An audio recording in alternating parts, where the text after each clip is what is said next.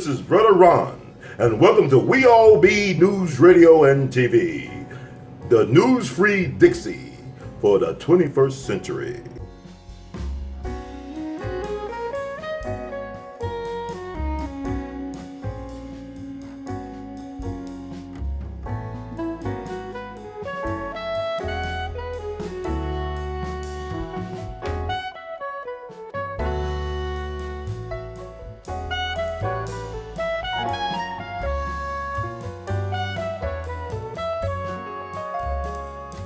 Brother Bill Hampton, you there? Yes. Mm-hmm. We All Be Radio is proud to have on Brother Bill Hampton, the older brother of Chairman Fred Hampton Sr., who gave his life for the cause, who was one of the greatest leaders, innovators, motivators of the 60s and beyond. Chairman Fred Hampton, Chairman of the Black Panther Party, Illinois. How you doing today, sir? Good, very good, very good.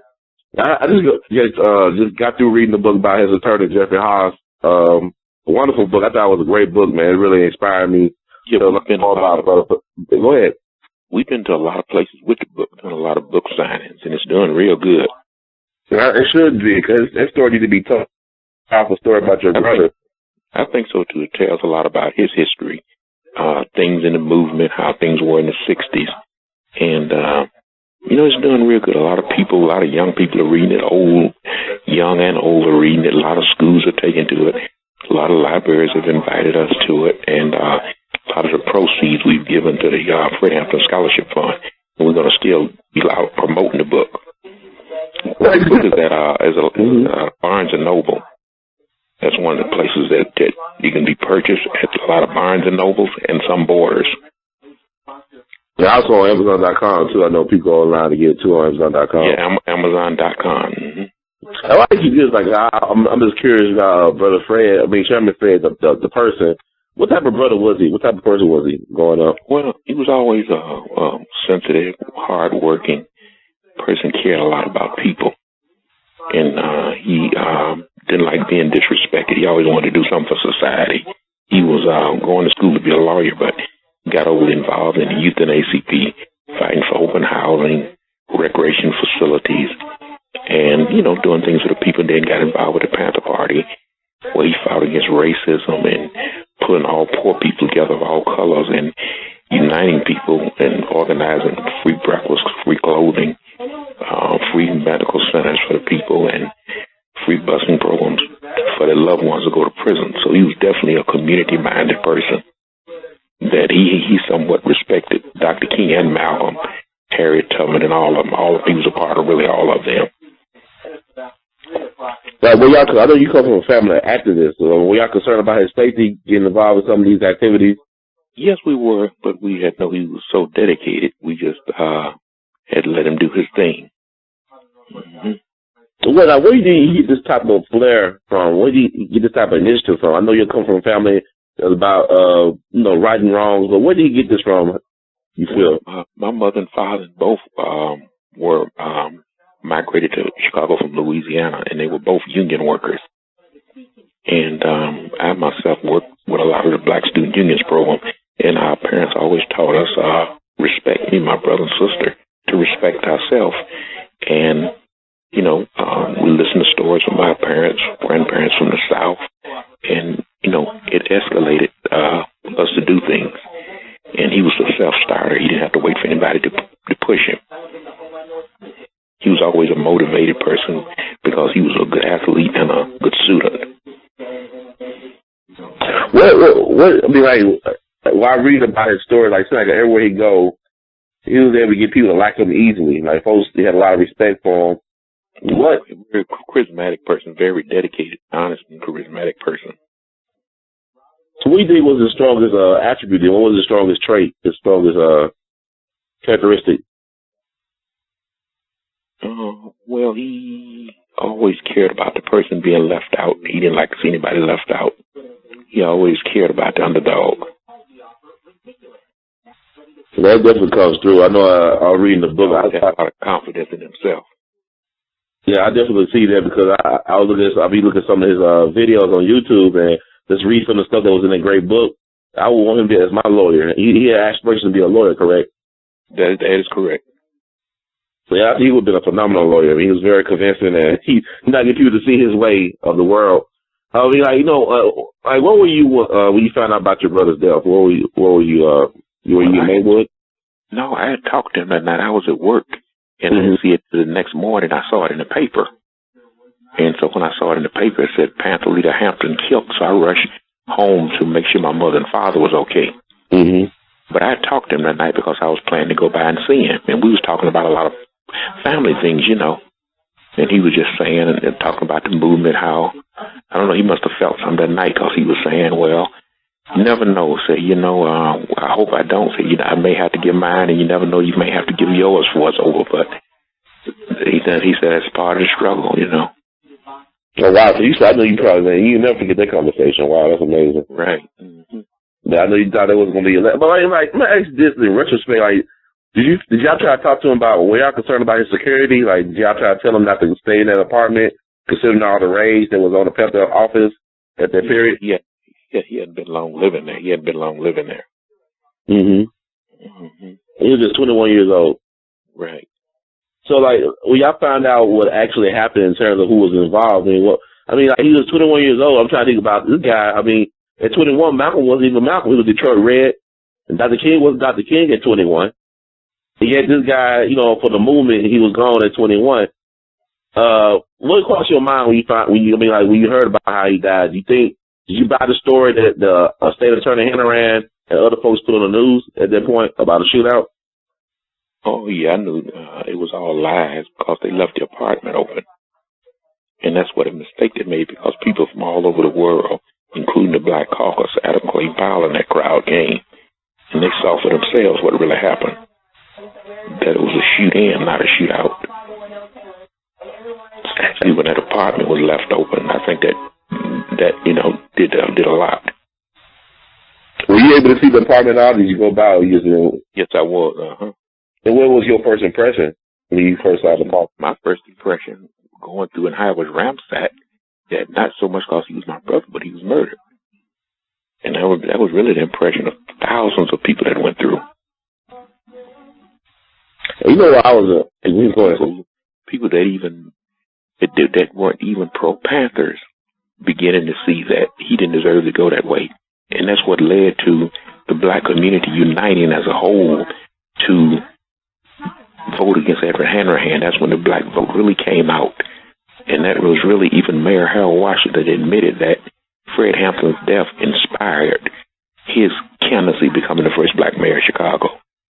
I'm glad you said it because I think it's very important to know that when I read the book, I was amazed at the respect. I knew a little bit, but I didn't know. Like the picture is that all the black organizations were against each other. Nobody trusted each other. But your brother Fred, he had the respect of the SCLC, of Reverend Jesse Jackson, other NAACP. Because Reverend Jesse Jackson and Reverend Ralph Abernathy spoke at his funeral. Mm-hmm. And then this past week, Reverend Jackson dedicated Rainbow Push to Fred. And me and Flint Taylor and Bob Rush were the main speakers. Oh, wow. But your brother Fred came up with the term Rainbow Coalition. That was his term. Well, there you go, because he was saying blacks, Native Americans, Hispanics, Asians, poor whites all come together. And we have a rainbow coalition with all those different nationalities.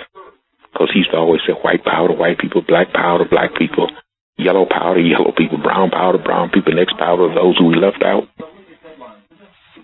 I was just saying, I just imagine hearing him speak in person, you had to be changed at that moment. And I also look at the fact that the People Law Office was born out of his tragic death. His activism, actually, out of his legacy. The people that are representing him. Can you talk about that struggle? It took out 13 years to get the government to admit that there was a conspiracy involving the death of your brother. Right. Mm-hmm. Because we had 4 good lawyers on the case. Mm-hmm. Attorney Jeffrey House, who wrote the book, G. Flint Taylor, who's working with the Byrd case. We had, he's deceased now, Attorney Herbert Reed, who was on the Civil Rights Commission and a former lawyer of Adam Clayton Powell. And the leading lawyer was Jim Montgomery, who had a firm in Chicago with Johnny Cochran. Oh, so yeah, I had some like the dream thing. I had the original dream thing. What you told me.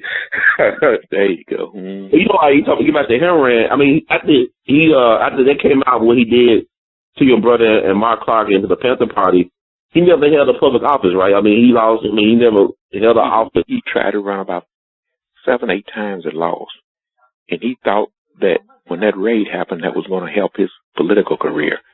But people saw what really happened, and even Mayor Daley dropped him from the Democrat Party. Mm. So his career just ended. Everything he ran for, he lost. So he had got in such bad shape he couldn't even, run for dog catcher. He died last year, right? He died last year in 2009. Right. Mm-hmm. So basically, there was some universal justice there. He got some karmic justice. Right. Every time I think about your brother though, like to me, it's like it's such a. I mean, I wonder what he'll be doing right now. I know he's organizing, being activist minded, and whatever he has to do. But I don't think Chicago or the nation never recovered from losing your brother in terms of black leadership. No, they won't, because this is why every time you look up, different things happen. They have a statue in a street named after him in Maywood, Illinois. Mm-hmm. And they also, in Chicago, they have a big mural at Madison in California of him. So, and then we have a Fred Hampton Scholarship Fund that I'm the head of that was started by Reverend Jackson and Reverend Abernathy. Mm-hmm. We give out law scholarships, and me, my mother, and sister, and father, when he was living, and other friends work on it. We've given out over 100 scholarships. Oh, wow. This year we gave out our 101st scholarship. Mm-hmm. How can people donate to the scholarship fund? Right, the book. A lot of the proceeds from the book go to the scholarship fund. Oh, that's great. That's a beautiful thing. So his legacy is living. Oh yeah, and I'm out speaking. I'm a teacher for profession. I haven't fully retired yet. I'm working with a Real Men Read program. Mm-hmm. I've taught school in the system for a long time, and I do a lot of speaking during Black History Week and different. But since the book has been out, I've been all over. Me and the attorney and different people. Well, I know there was a push a couple of years ago to name the Monroe Street where your brother got killed after him, and the Fraternal Order Police went out against it. They stopped it. I mean, what's so special with that? Well, see, my mother really didn't want the street that he got killed on named after him. Okay, she didn't want it? Okay. No, that was other people, but my mother didn't want that street. Mm-hmm. I think about this too. I mean, I look at I always tell somebody. I always tell people too. I say, what's crazy is that they took Fred Hampton from us. They took away Chairman Fred. They took away Harold Washington, but they gave us Obama. Mm-hmm. I want to because Obama is a product of the Daily Machine from what I read. I'm just saying. I mean, the same forces that conspired to take out your brother, gave us the first black president in a lot of ways. Mm-hmm. And how does it make you feel? Well, that's good. Even I did work with Obama during the election, and he would always tell me, and he would admit to that. Mm-hmm. And Dr. King, Medgar Evers, and Malcolm, and all them was what was responsible for where he's being now. Right. Mm-hmm. So how was the work with Obama then? I mean, you led the voter registration and that.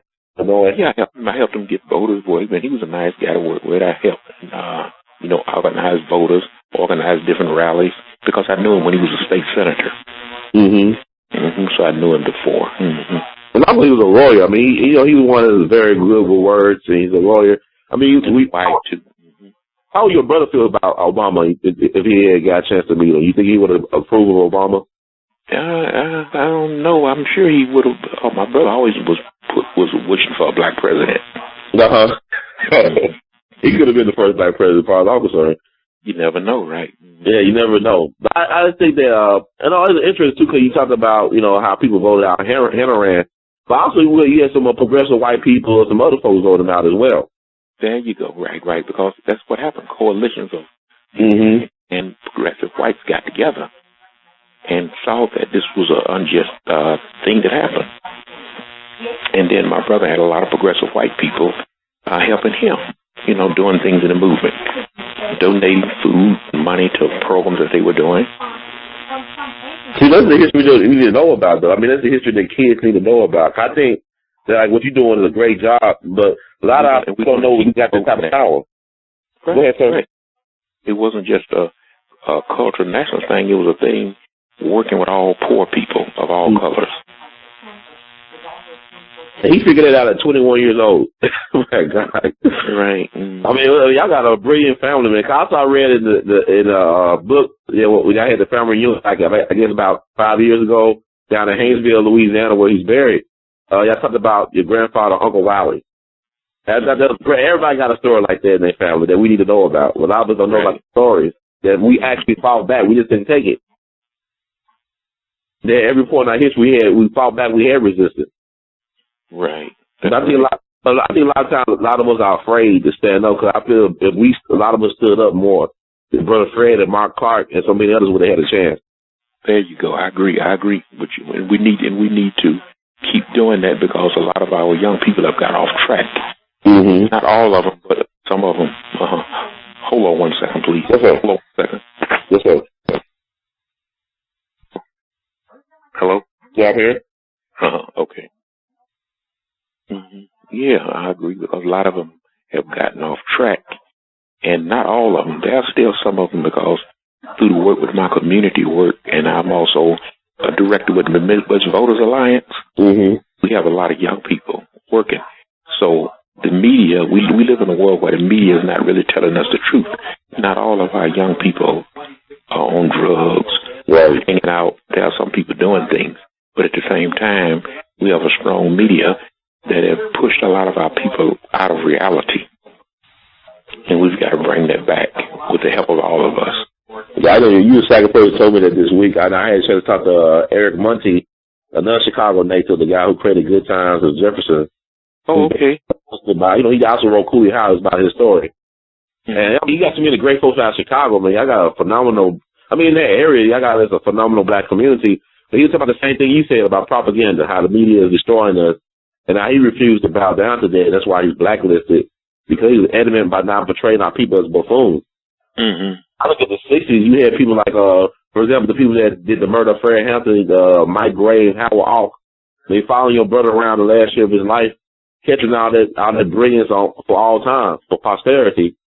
And we need to see more of that on the air. Even I look on YouTube, where I can see a person like James Baldwin or Dr. King talking to a moderate, judge from Alabama, right to the Montgomery bus boycott, actually having a conversation about the issues instead of being talking pundits or screaming heads. Like you see so much people they screaming their opinions, not giving us facts. Like your brother said, answers that don't answer and conclusions don't conclude ain't answers. They're not answers. They're not giving us anything. Right, and that's why it's good that people. That's why it's good that people like you have me on your program. I appreciate that. I appreciate you because I wanted to talk to you because you got to understand too that I got a lot of friends that think that because you're doing the right thing to liberate people that the system is gonna be on your side.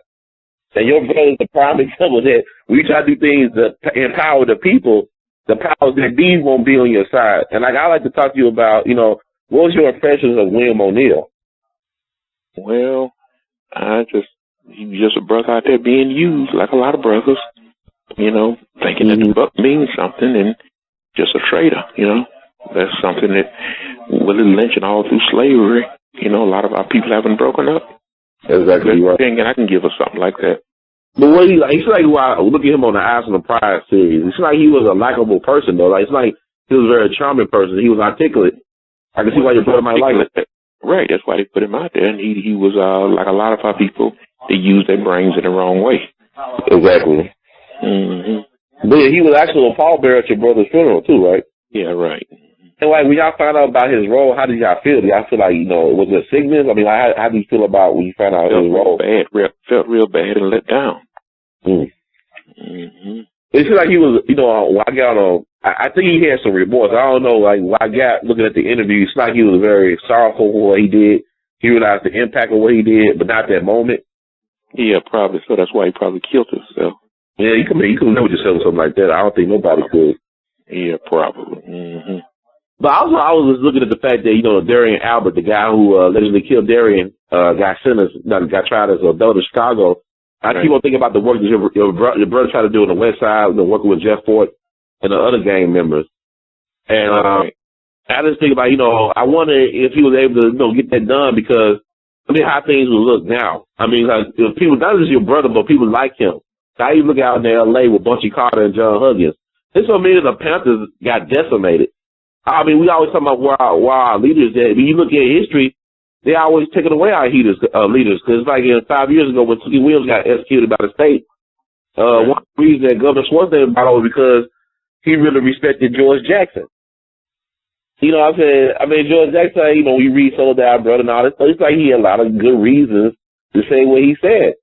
Right. You know what I'm saying? But because that was one of the reasons why Governor Schwarzenegger said he's not repentant, because one of his heroes is George Jackson.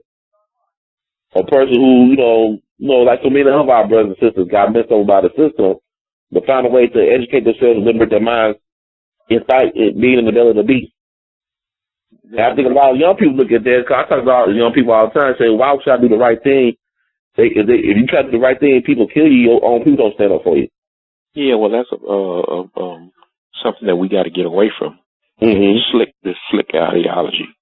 They've got us into this slick, fast moving thing, and we must let our young people know everything comes fast won't last. That's so true. A lot of our young people are not being taught to fight it out. They've been taught to try to go around the problem instead of to face the problem and manipulate with it. And this is what's causing a lot of ill things happening in our community, ugly things happening in our community.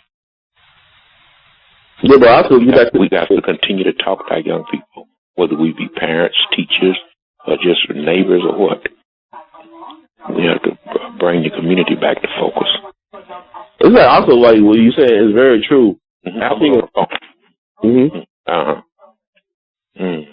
Yes, sir. I was saying what you said is very true, but it's like a lot of times we try to talk to young people, like we talking about unemployment in this country, the educational crisis in this country, and so forth and so forth. It's like you got to give them something in return for them to do the right thing. It's kind of hard for me to talk to a young person if I can't offer them a job or some type of steady income. You know what I'm saying? If I can't feed you, like your brother Fred, he understood. I can't talk to them about education if they don't want no food in their stomach to concentrate with. So I got to give them something. Like a lot of our people ain't giving our kids anything. Right, that's right. If I can't give them follow what I'm telling them to do, I'm not giving them any benefits of following my lead. That's right. Yeah, the moral concept is gone. We got to bring that moral concept back. You definitely do, but I mean, how, like, you know, it's like Maywood, it says they honor Chairman Fred as the hero that he is. But it's like Chicago still have a hard time of accepting him. Well, no, that's just certain forces. Chicago. Oh, yeah, it's the perception. I'm getting the perceptive media thing. Okay, go ahead. Right. There's a lot there. Chicago is very popular in Chicago. They just put a mural up not long ago. That's just certain forces that make it look like that. But the biggest portion of the black community in Chicago respects Fred because that shows that when Hanrahan was defeated. That's true. He never got let the office. That's right. That shows. He was very bitter towards the end. I know he was very bitter. Right. Yeah. He did it to himself, but you know, I actually did like in lieu of Katrina. Y'all from Louisiana. Y'all folks got roots from Louisiana. What happened to Katrina one night? What happened to your brother? Yeah, my parents are from. Me and Fred were born in. We were born in Chicago. My parents migrated to Chicago from Louisiana. Exactly. That's what I did. Yeah, yes, sir. See, I have an annual family reunion every day, right? I mean, annual family reunion every year down in Haynesville. Yeah, that's why Rips are. I know Chairman Fred is buried there too as well, right? Yeah. So then, how do people respond to his legacy down there? The young ones are coming around. Yeah, a lot of the different towns, black mayors, they're familiar with it. But they were shooting at his tombstone, correct? Yeah, right. But they don't do that. The people don't do that. They don't vandalize that anymore. No, we haven't heard it anymore. I know I was just thinking about because I know sometimes I go down to Philadelphia, Mississippi every other year for a civil rights memorial they do down there. We know the 3 civil rights workers. And the black one who got killed back in '64, he's buried down there. And people still come around and they vandalize his tombstone. It is sad. But they got a black mayor down in Philadelphia, Mississippi now. Yeah, I'm familiar with that. Yeah, so I just think that people, I just think it's like, when I talked to Reverend C.T. Vivian, another person who highly respected your brother. Yeah, right. Yeah, one thing that we messed up in the movie was we didn't teach the black history. There you go. Even Chairman Fred, he was very, he was very capable. He knew about Black history. But, I mean, it's like a lot of stuff had to be learned outside the classroom, and that's still the case. So I'm glad to hear that people in Maywood and in Chicago, young people are very much aware of his legacy. Well, we're gonna keep it going. That's what we're doing. We're working with a lot of group of people to keep it going, and we'll go down to continue to fight to keep his legacy. That's why every year we have Fred Hampton memorials. And that's around December 4th. And when is that? When the Right, December 4th, and also the second week of September when we give out the scholarships near his birthday. That was excellent. And also, I was amazed to read. It shouldn't be no surprise to the fact that your mama used to take care of Emmett Till. Mm-hmm. He was older than we were, but she knew his mother. Oh wow! So you remember meeting him? Meeting Emmett Till? He was old enough. I never did know him. You never knew him, so you never saw him? No. Okay. He was older than me. We were. My mother knew him, and we were just babies when she was doing that because he was about 6 or 7. Oh wow! And also, y'all went down south every summer, right? In Louisiana. How was that experience for you? I mean, in light of what happened to Emmett Till. Well, it was something different. You see the colors and white signs. That was, it was segregation that bothered us, and it was, a little different because we, face racism in the North. Exactly. Mm-hmm. I mean, Dr. King came up there. I mean, he couldn't. I mean, he said it was worse up in Chicago or Cicero than it was down in Philadelphia, Mississippi. Yeah, and then our parents our parents had hipped us to what was happening. Mm-hmm. So they feel no shuttle. But you know what's funny, though? I mean, I guess it's not funny, but I meet so many elders from the civil rights generation. They don't hip their kids to the game. And their kids, don't hip their kids. And now you got a lot of people saying that, I'm just saying, like, I met some. You got a lot of people now saying that we can't, that everything is colorblind or is a post-Obama thing. They can't recognize racism for what it is or white supremacy or anything like that. No, well, see, the thing about it is we still ain't not over the hump yet. Mm-hmm. Because we see what's happening with Obama, how they're treating him. We're not over the hump yet. Exactly. We got a black president. We still got to fight. Well, what do you say to people like that who are kind of down on Obama right now? What do you say to people who are, they voted, they went to the inauguration, and now 2 years in, they are really questioning his ability? I think that's kind of crazy that they question his ability because they got to look at what he came in with. He came in with a big deficit. He came in with a lot of problems. So let's give him a chance and not expect miracles from him. So you'll be able to get a second term? I mean, well, I'm hoping he do. So we have to work with him and not work against him. What can people do part? Besides just voting, what can people do? They feel like work with him, and not work against him. Mm-hmm. Mm-hmm. That's good. So you got anything else to add about your brother or anything else you'd like to add to the conversation, sir? Well, I think that we, as I said earlier, good we've got a black president, and let's not let Fred Hampton, Malcolm X, Medgar Evers, Harriet Tubman, Dr. King, let's not let nothing, the Black Panthers and the Deacons of Defense, Stokely Carmichael, Huey Newton, Angela Davis, let's not let none of these people's image or death die in vain. Let's continue to fight, and let's uphold the legacy and the fight of our ancestors. Were you a Panther too? Are you a Panther or? No, I wasn't. I worked with him. I wasn't one. That's cool. I was saying, it's good to see family that are really involved. Y'all so supportive of each other. Right. Yeah, we were taught to be close to each other. Mm-hmm. Mm-hmm. Imagine you get a chance to talk to Chairman Fred Jr. Yeah, I haven't talked to him lately, but I'm in touch with him. I mean, he kind of could. I had a chance to talk to him last year, and he looked like a cross between his mom and his father, and he got that same spirit. I'm glad to see him fighting the fight and things of that nature. And but it's when I talked to him last time, they were not in agreement with the book being put out. Him and his mom. Well, I think me and my family think the book is good, and a lot of expansers think it's good. Yeah, I think it's very well written. I think it's something needs known. It's definitely something. Right. I mean, you always got some people that they don't write a book, they're mad at it, but most people I talk to think the book is good. I also asked too, how much control do y'all have over his image? You see so many people wearing Fred Hampton T-shirts and y'all get anything on the image? Do y'all have anybody to help y'all with licensing and things of that nature, or it doesn't really bother you? Having the people help us with what, brother? Licensing your brother's image. You see so many people taking advantage of the image. You know, like, for example, like Dr. King family.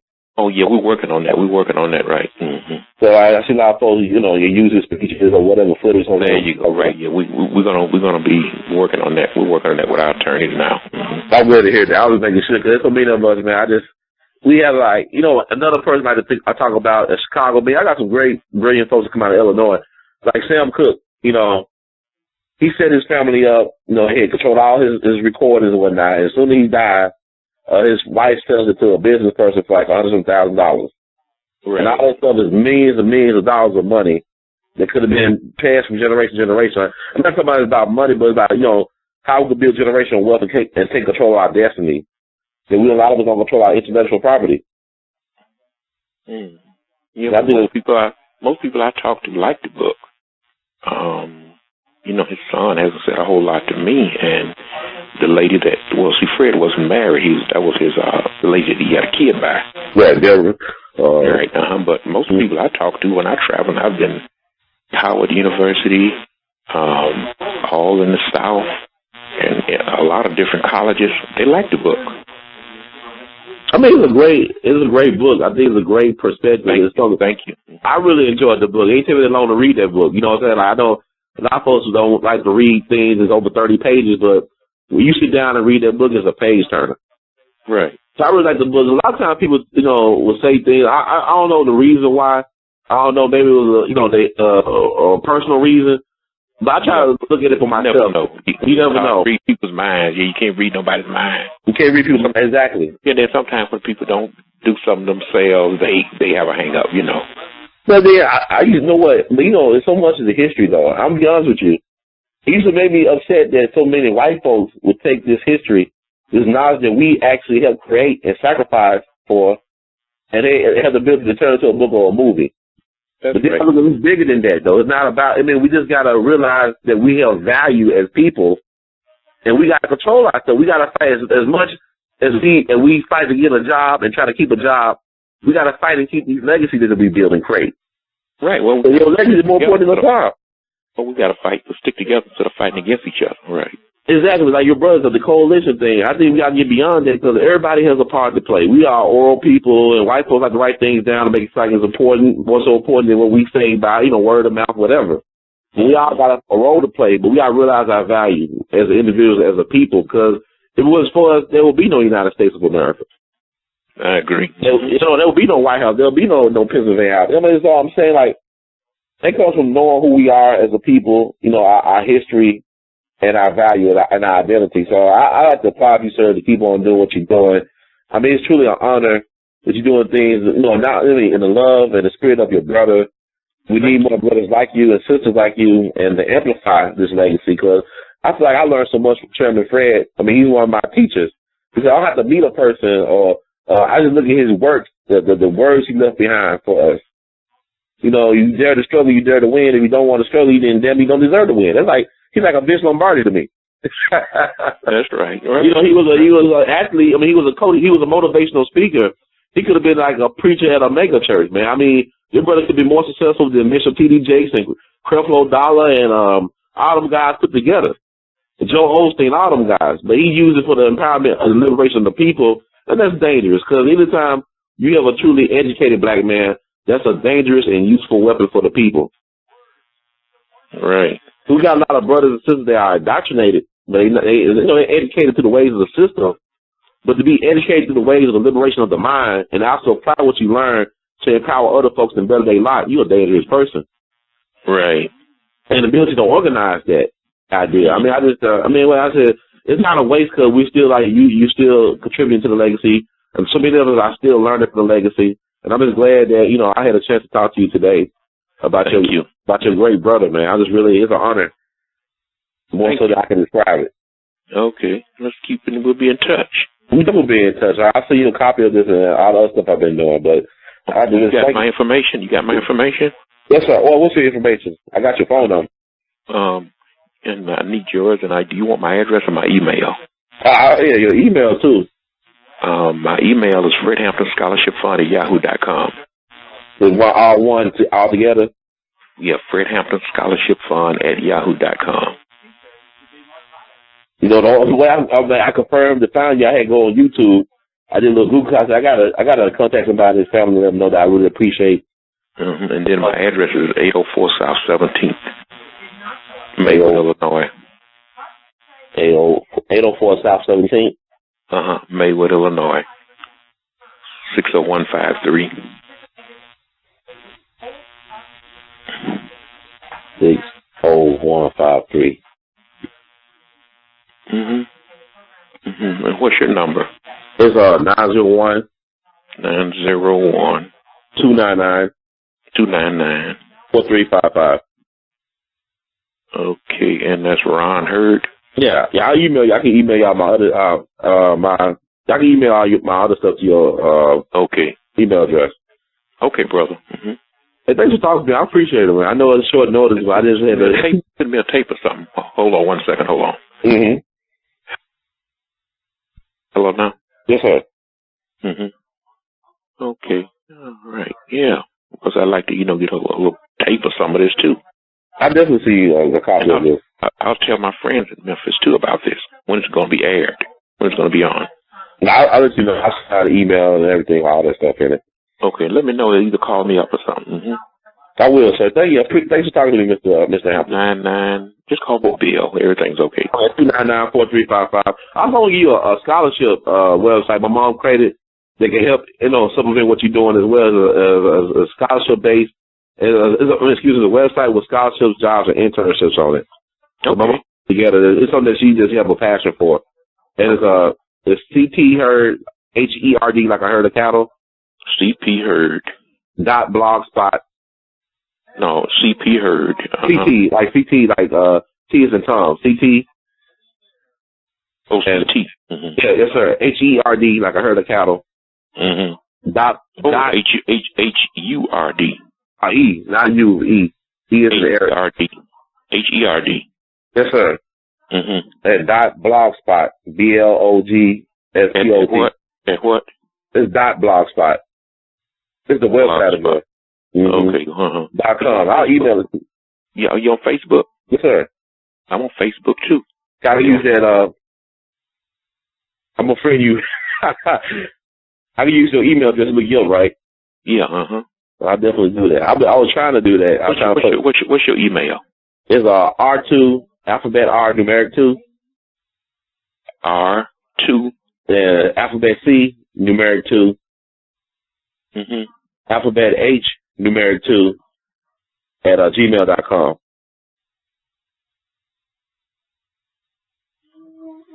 Okay, R2C2H2 at gmail.com.